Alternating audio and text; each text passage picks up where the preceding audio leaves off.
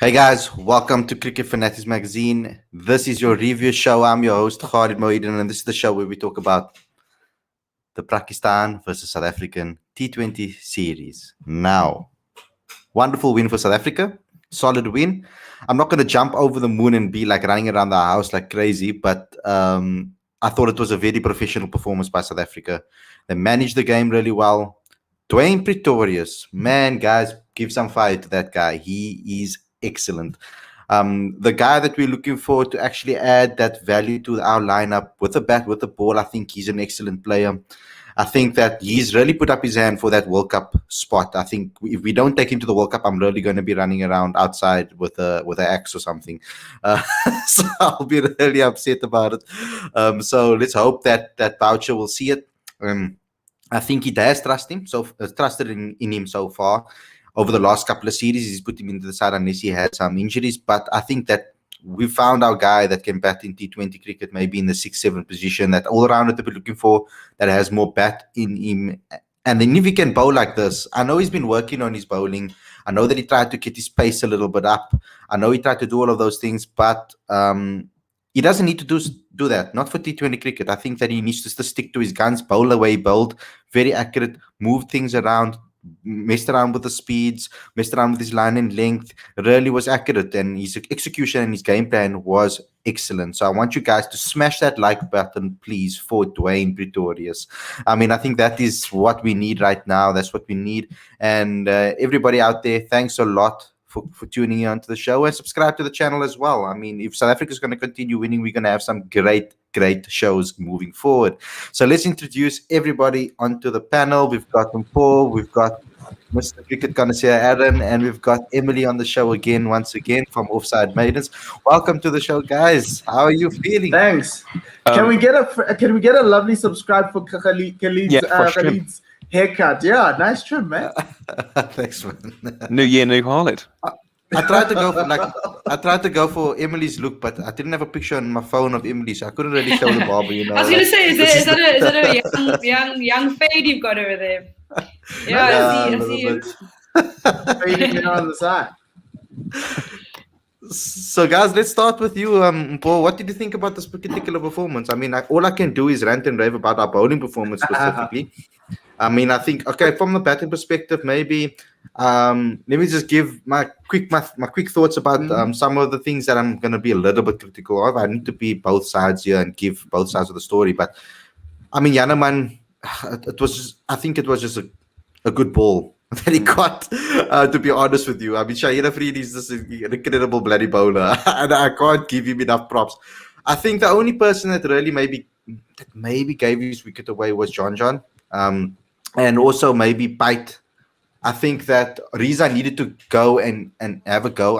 Pite needed the right attitude from Pite. He had an excellent performance from him. I really enjoyed watching him bat high up the order. And really control a match like that, man. I think that he came in when we needed him, did what we've always asked of our middle order batsmen. Just keeping things calm, calm and collected, and just putting on the partnership and still scoring quickly. Riza was on another planet today. He batted a lot faster. He was more in control of the game. I like to see this Riza. And I think this is the type of Riza you can get if you open the batting with Riza. It gives him that calmness from the start. We saw him, I don't know if you remember him, Paul. I think it was against India in the T20 game at Newlands. He scored a 70. That was the day that I saw Riza, and I was like, that's the Riza I want to see. The Riza that we saw in the first edition of the Mzansi Super League. I think David Miller did excellently to come in. I have to say that, and do his job this time around and actually do what he was supposed to do. Obviously, me personally, I would like him to come up in the order in this particular team, but I'm not going to push for that. If that's his role, they need to play him in that role and let him do his role as is. So, Paul, from your particular point of view, what really made you happy? How are you feeling about the bowling? Look, I was really impressed with the bowling. I kind of felt that the balance of the attack was off with JJ, and it felt like JJ had to bowl 4 overs. It's a pitch where you need 8, 9, 10 overs of spin if you can slot it in, and we managed to find 8, and those 8 overs went for 35 runs, which for me was really good. I think JJ bowled well. He bowled darters, didn't give the Pakistanis time, and Shamsi came through with some incredible balls. Dwayne Pretorius takes the cake. That FIFA was incredible. I think Ryan McLaren held the record 5 for 19. Now it's 5 for 17. So that was really, really good to see. And it wasn't a lot of, and the thing about T20, he said in his press conference, it's not about cutters and balls out the back of the hand. It's about being simple. You know, sometimes you just need to be simple. He bowled line and length on that off stump because that was needed. And then he changed his pace. He changed his lengths. He always surprised the batsman with the Yorker.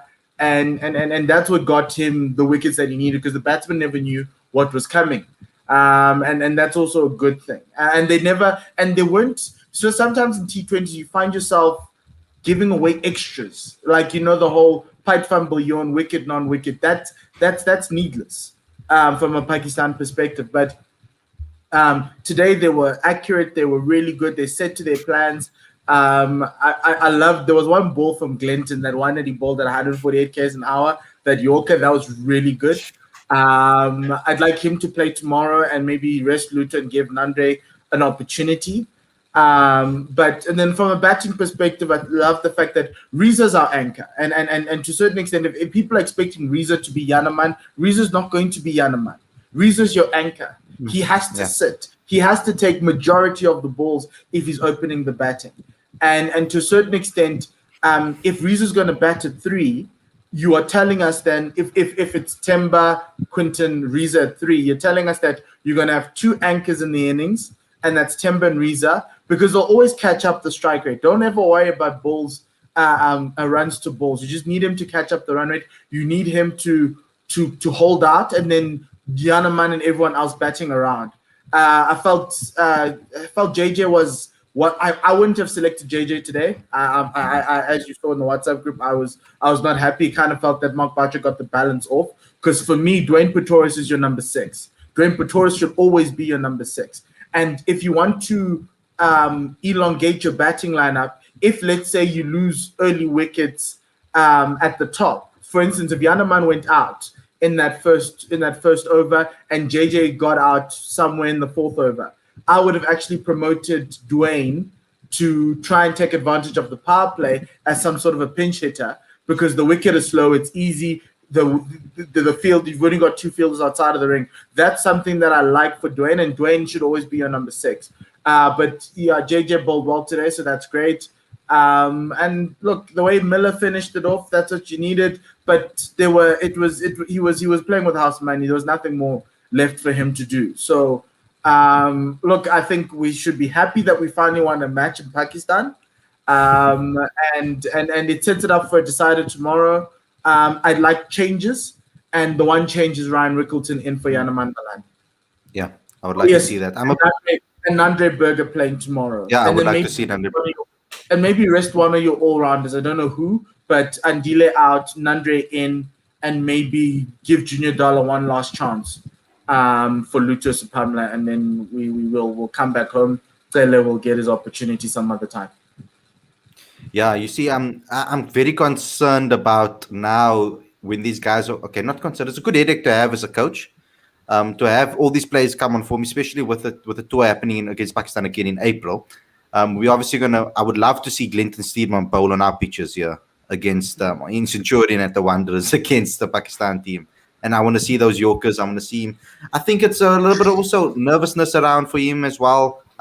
He could have been a lot more consistent, I think. Like, I know him, because I know him to be very, very consistent, and especially with a new ball. And I was quite surprised that they didn't go with him with a new ball. But then when they got the result that they got with Dwayne Pretorius, I was like, okay, never mind. But sure, I don't see John Smuts opening the ball. He's not. I don't think opening the bowling. I don't think he's that type of spinner. For me personally, if he's going to spin for you, there's a reason why they go with someone like. What was the point? I would have rather pick George Linder and have him bat at 7. Exactly. I mean, Aaron. I know Aaron not likes, but he does support John Smuts. He got a cheeky 10-second ban from the WhatsApp group because he was supporting John. But well worth. But it was. But it's all fun and games. I want to know from you, actually, Anne, before we go to Emily, because I know she's really happy about this. She loves it when the Proteas win. So who doesn't? But I mean, Aaron, from your perspective, what is it about John that you do like? Do you see him as someone that should have that number 6 spot in the Proteas, even with everybody back? I'm going to be honest.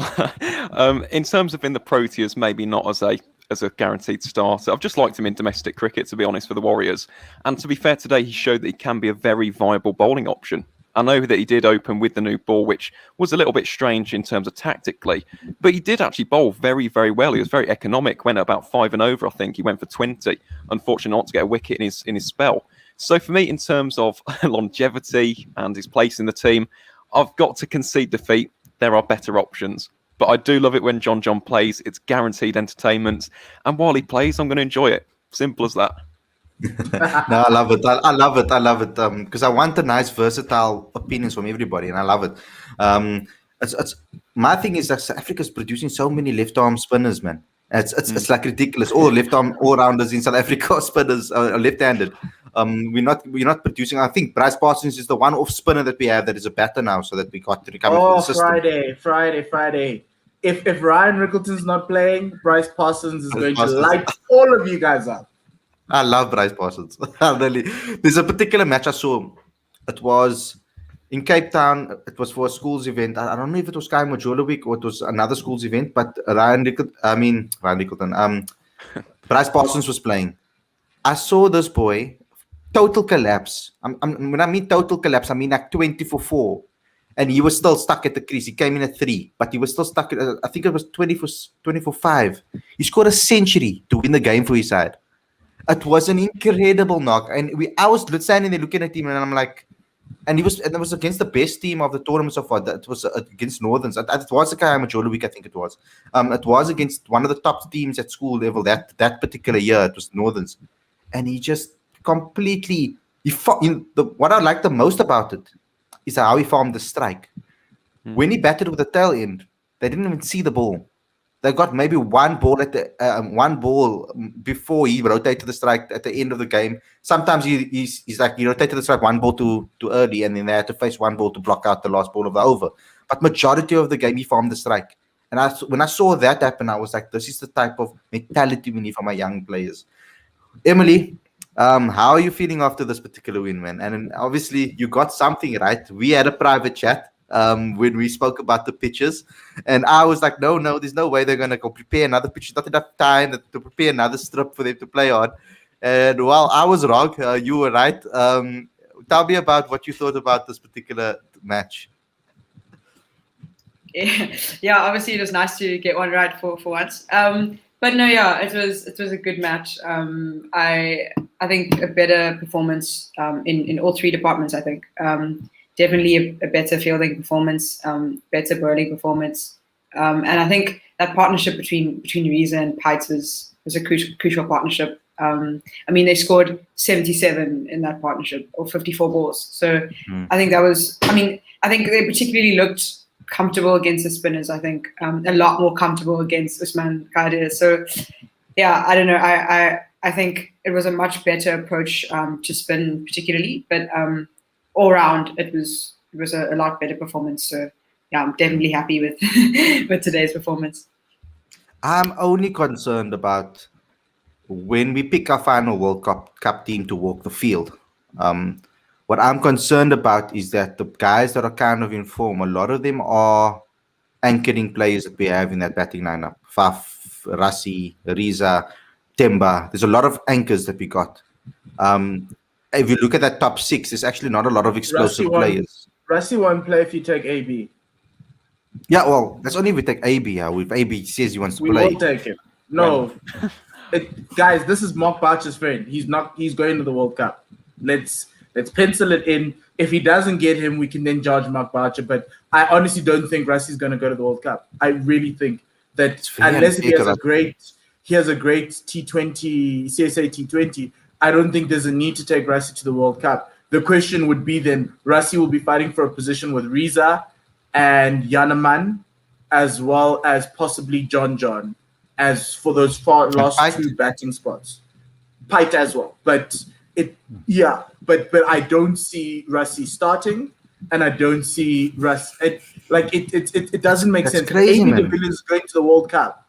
That's AB de Villiers' spot at number 4, or even It's 5. crazy, Eli, and that's where I say, like, that's where I stand and say that's unfair, because Rassie first inaugural T20 MSL player of the tournament, T20 player of the year at the CSA Awards.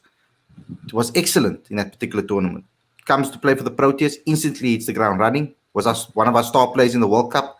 With everything happening around him, to drop Rassie is But the problem is, here's the problem, and this is what the Lions are going to have on the weekend, is where does Rassie bat? Rassie's an opening batter. He needs to bat high enough. For the Stars, he batted at 4, which was too low. And Timber came in at 3, when it was Chris Gale and Reza at the top. Now, for the Lions, you'll probably have Rickleton and Reza at the top, Timber at 3, Rassie at 4. If Rassie's going to be batting at 4 in a T20, you might as well pick someone else, like a Faf, or even possibly an AB de Villiers to bat at 4 for the Proteas. It's really, really tough to understand. Rassie should be batting in your top 3 in a T20. I think we're wasting him. He's a talent and he can bat at 4, but if you can have Faf and AB at 3 and 4, like I don't know what else you would want as a South African supporter. I don't want AB in the side because I want Rassie in the side, but I kind of have conceded to the fact that AB is going to play. Yeah, I mean, AB being back will cause because even if you massive stuff. Even if you look at today, you kind of remember I even asked in the WhatsApp group, why was David Miller not coming in at 4 when we needed like 100 runs? This could have been the day where he could have scored 50 runs or whatever it is, and they brought Patron on. It kind of lets you know that David Miller's role on the side would be 5 and 6 as an anchor to an innings when you've done well, or the only time a David's going to score runs is if we're 3 down within the first 10 overs. So it's something that you have to consider, and something the Lions have to fight with, because even Bryce Parsons needs an opportunity to play for the Lions. The man batted really well. I watched the practice game before MSL 2.0 with Chris Gale, and he was pretty great. And so that's something that even domestically Rassie struggles with, because I want to either open with Rassie or bat him at 3. But if you've got Reza, Temba, Quinton, Faf, where does he go? It's true. Aaron, if you like, who do you drop in this team? I mean, if you have like Quinton, and do you go Quinton and Janneman as your openers? Do you go Quinton and Reza as your openers? Or what do you go for in this particular team for South Africa? If you had to pick the best South African T20 World Cup team, who would be your top 4 at least? Let's say. Well, I have to be honest. AB, I'm an RCB fan. I've been since 2008, so don't care what on earth's gone on beforehand. He's going straight in the 11. Faf at 3. So that's my 3 and 4. In terms of the openers, that's a difficult one. I think Quinton de Kock has to open, so it's now between the second opener for me, and it's between Reza and Timber, and it depends what South Africa wants. I think given current form, I'd be more inclined to go Timber, personally. But with that being said, Reza in the squad, if it doesn't work out, rotate the 2. Simple as that. Reza was very unlucky to lose out on the ODI World Cup. It was one of those things. I remember getting the images for the World Cup squad, and they gave me 2 sets, obviously, and Amla was 1, and then Reza was in 1. So like I'm sitting there trying to think who they're gonna pick. So then it almost seemed like on the last minute they decided, okay, we're gonna take Amla with instead of Reza. I think he lost out on like bare minimum, like on the last minute. I think it was a discussion that they were probably the selectors were Amla and Reza, and not Reza and Aiden. Because I wouldn't have taken Aiden, I would have taken Reza. Because that's what my 15 would have looked was. I think it was a debate between Amla and Reza for that particular World Cup, because I think with I know Aiden was in that mix, but I mean, for that number, It was tough because I think that they wanted to try Aiden at number 4. I think that was something that they were thinking about for a while in ODI cricket. I think that's where they see him. I think that's where they see him captaining at number 4. I think that is something where they want him to play in the future. I don't think they see him as maybe an opener in that. They want him to play that explosive role like he plays in the Momentum Wonder Cup. Because when he comes in as an opener in Momentum Wonder Cup, he doesn't play like an opener. That guy goes he goes pedal to the metal from the beginning. So I want to ask you, Emily, as well. The T20 squad. I mean, are you also going similarly to Aaron and Mpoya? Yeah, look, it's a tough one. I personally wouldn't open with Temba though. But then there's a conundrum of where would Temba then bat? So it's a difficult one because I also don't know how I feel about having AB in the side, but we all know that if AB is in the side, like I personally think if AB is in the side, there's always that chance that, okay, we know what AB de Villiers can do, so he can always rescue a game. But I don't know how about, because I also am a Rassi fan, so I don't know how I feel about having him in the side, but I think I'd open with Quinton, definitely. And probably Janneman. I'd probably go with Janneman and Quinny, and then Faf at 3, and if AB de Villiers isn't there, I'd put Temba in at 4. If AB's there, then obviously AB would be there. But yeah, it's a bit of a conundrum, I think. But yeah, I don't know. I'm still not sure if AB is going to be at the World Cup, to be honest. I don't know. Mpo he seems very confident, but I'm not sure. Yeah. So we got a super chat in from Dex. Dex, thank you a lot for the super chat. He has a question for Aaron as well. So Janneman Quinton should be the permanent white ball opening combo. He says AB and Rashi both can play in the T20 lineup. And he says, Aaron, why did you guys drop this? Well, I didn't drop Best personally, Dex. That's all I'll say. I wouldn't have dropped him, to be honest. But with that being said, Moeen Ali, that delivery to Virat Kohli was absolutely sublime as an off-spinner. That was wonderful to see. Also, just before I do answer that question, just about Janneman, I do feel like he's definitely going to be a major player in South African cricket for a number of years. But it's just these slight issues against spin for me. If it wasn't in India, I'd probably choose him as the opener. But I just feel like there's just some slight technicalities that needs to work on before I put him as my concrete opener. So with regards to that question, before I also answer that, Ollie Stone, what a player. I told you he was good. Struck third ball, LBW, Shubman Gill, absolutely. This guy got... And well, hold up, Aaron. Whoa, wait. The man struck third ball. After that, what did he do? Bowled absolute heat all day. 150 kilometres plus. You're talking about Glenton Stearman bowling 148. Ollie Stone was unleashing thunderbolts down at Rohit Sharma, Ajinkya Rahane, keeping those guys on their toes throughout the day. Today, guys. Joe Root took a wicket today. Like, let's not. He took 5 against us. He took 5 against us, Joe. Us did best. Joe Root, I was, upset I was that day. Yes, I was really going to let Joe Root bowl us out. I was like, what's going on in South African cricket? But have a go at it. You can have your say. Talk about Pope. Stone. Oliver Stone, yeah, Warwickshire's finest, or Norfolk's finest, I should say. He's from Norwich. But yeah, I thought he bowled brilliantly today. I know I still haven't answered the question, but I do just have to wax lyrical. I've been watching this guy for so many years now, steaming in for Warwickshire. He took 8 for 80 on his red ball debut, by the way, for the Bears, which is just phenomenal. And then he's had a load of injury issues. He took 9 for 56, just saying, on his debut for Titans. If we want to bring up bowling averages, Khalid, we can.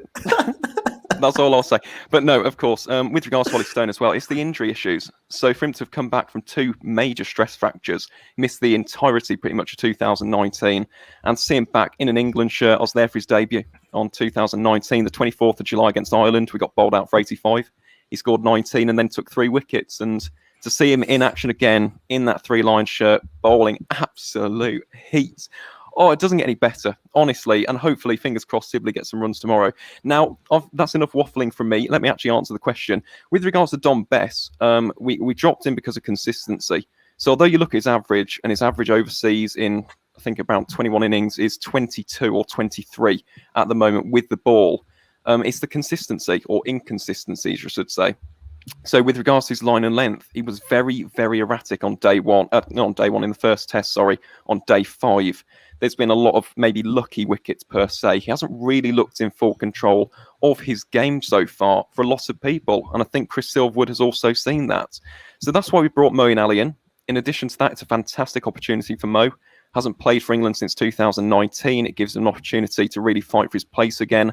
So although it wouldn't have been the change that I would have made personally, you know me, I'm going to stick with Don Bess. I think he's the future for England in terms of a red ball spinner. That is why we dropped him for this particular test match.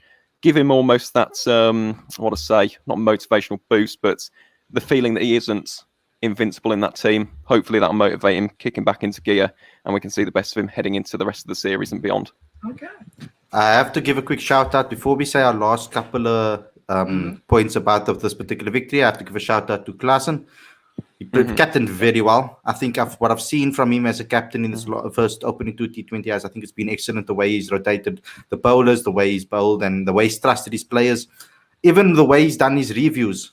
I think that has also been very, very good. He's been very assertive, the way he communicated, etc. So I think that from a white ball perspective, there is some things that both him and Quinny can learn from each other, I feel. Because they're both growing as players, as captains, I feel. Okay, yes, Klaassen's a bit older, but I mean, there's a lot they can teach each other and they can feed off each other with regards to that. If they can maybe make Heinrich Klaassen this vice captain for the particular T20 side, I think that will be an interesting one.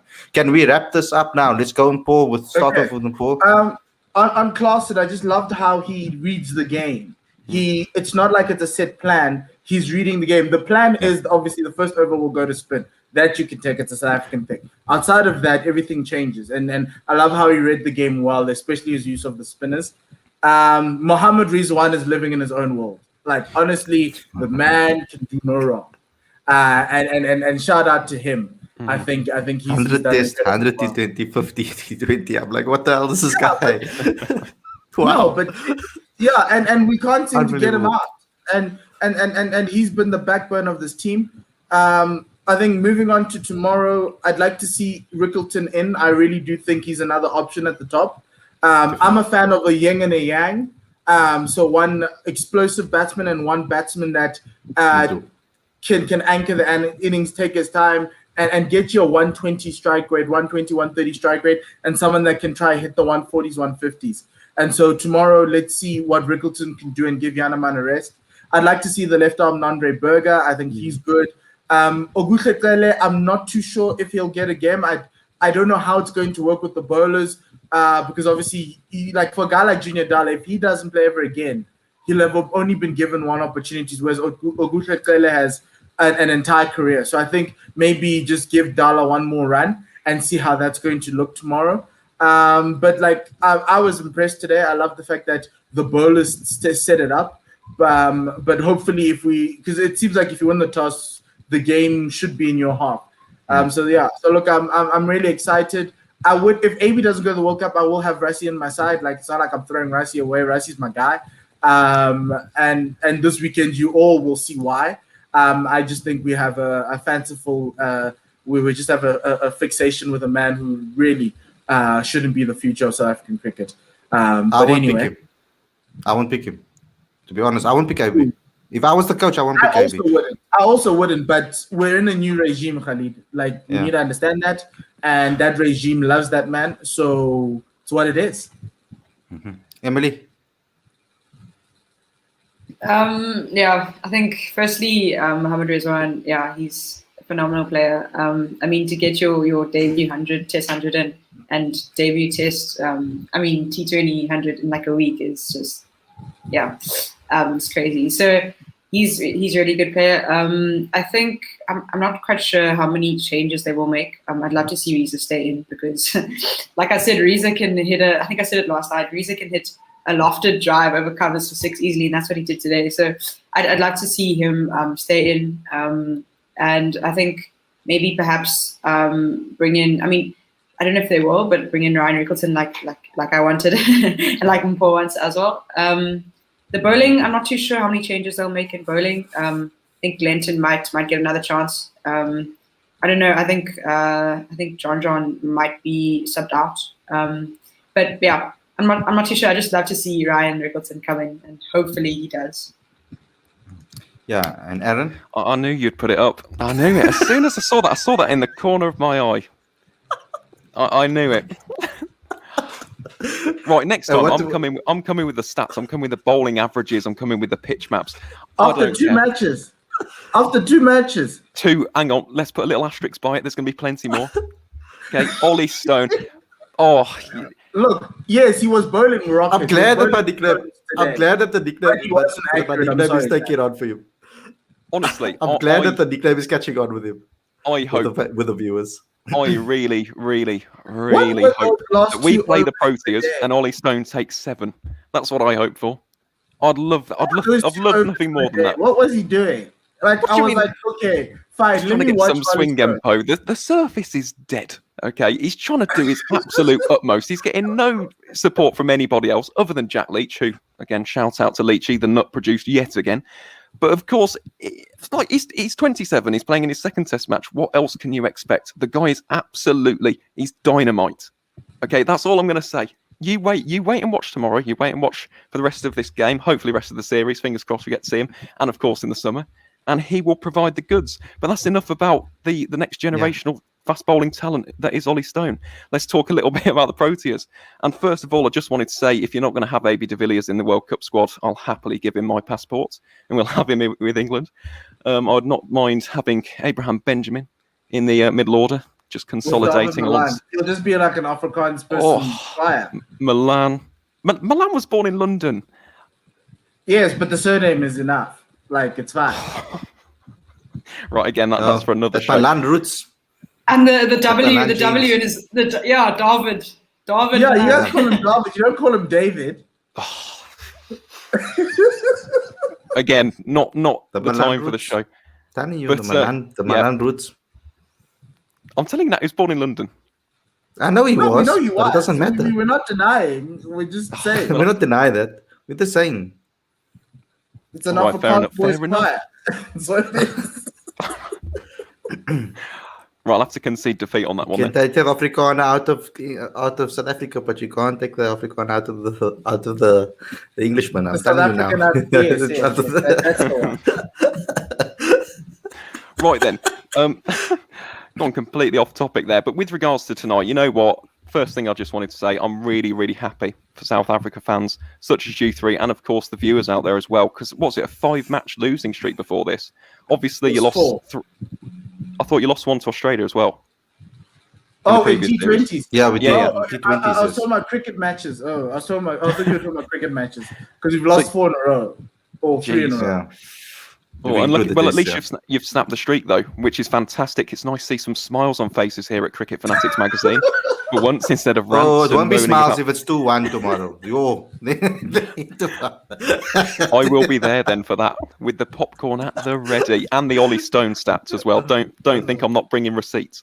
But no, and of course, with regards to not Ollie Boulder, he's absolutely gargantuan as our Warwickshire County Cricket Club as a whole. Right. Let's just wrap up the show, otherwise we'll be here for hours. But yes, just the final thing I wanted to say with regards to tomorrow. Obviously, I know it's very cliche for myself, but I do wish both sides the very best of luck. I know Shay will like that, because it promises to be a fantastic series decider. 2 teams, they both want this series victory. I know South Africa and South Africa fans really want this. So just from myself as a neutral point of view, cannot wait for tomorrow. I would like to see those changes in the South African team, the likes of Nondre Berger, Ryan Rickleton coming in. And yeah, fingers crossed, it'll provide some excellent entertainment for us all. Thanks a lot, guys, because it does also show the amazing depth in South African cricket. I mean, that's going to be amazing. If we can win the series with these players, it's going to be a massive statement, I think, from a South African point of view, give us a lot of confidence as a unit.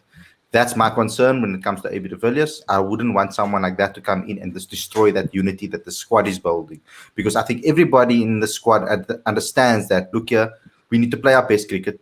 And if you're playing your best cricket and putting in the hard yards for South Africa, playing games for South Africa, and then you get picked, they can fully understand and they want their teammates to succeed. But if they're doing all the hard yards and preparing, and then out of nowhere, boom, AB gets a opportunity, what is that? What does that say? No, that's not sport. Every It in is. every sport. If No, in there's a every player, no, in if there's no, a in player every who's no, super no. talented, if you have Cristiano Ronaldo and he's 37 years old and he doesn't play qualifiers for Portugal, and these young kids help Portugal qualify, best believe you're gonna put Cristiano in your Euros 2021 team. But Because Cristiano he's won't do that. that good. It's looked like But I mean- Gale as well with West Indies. Exact same thing. They have Brandon King opening for them, and then Chris Gale slots straight in. You just play. You've got to play Call back. these incredible talents. Call back. Titans. That's all I'm saying. That's all I'm saying. Yeah. Okay, No, but I anyway, wouldn't let's have him. The one guy I'd have is JP Dramini. I would want him to come out of retirement. JP, if you're listening to this, go play for the Cobras. They need you. They really, really need you. Please go play for the Cobras. And then come back for the Proteas. Okay, guys, thanks a lot for tuning in. I hope you enjoyed the show. Thank you to Paul, thank you to Emily, thank you to Adam. It was an amazing show. I really enjoyed all your insights. Thanks you for the super chat text. I hope you guys will get more involved in super chats in the later shows. We'll see you again tomorrow with another show. Don't forget to obviously smash that like button, please, and slam that like button. I don't think any YouTubers ever use that word. So slam that like button. I think then we can be the first. Let's trend it. Slam that like button and comment and share and subscribe. Let's throw it with a couple of pebbles, guys, and we can get more likes on this video. Download the latest issue of the magazine. Go to cricketfanaticsmag.com for all your updates as well, and become a patron, of course. If you're looking to make sales online and you have a business and a small business, big business, make sales online, even if your business is offline, we've got a free tutorial on the channel. Just contact us. We can help you promote your business. We have packages for you. For your needs, we will build packages according to your needs. So don't worry about the money. Don't worry about anything else. Just come to us, have a conversation with us. That's all we need from you. And we can try to find a way on how we can help you promote your business. Thanks a lot for tuning in, everybody. See you again tomorrow with another review show. Take care.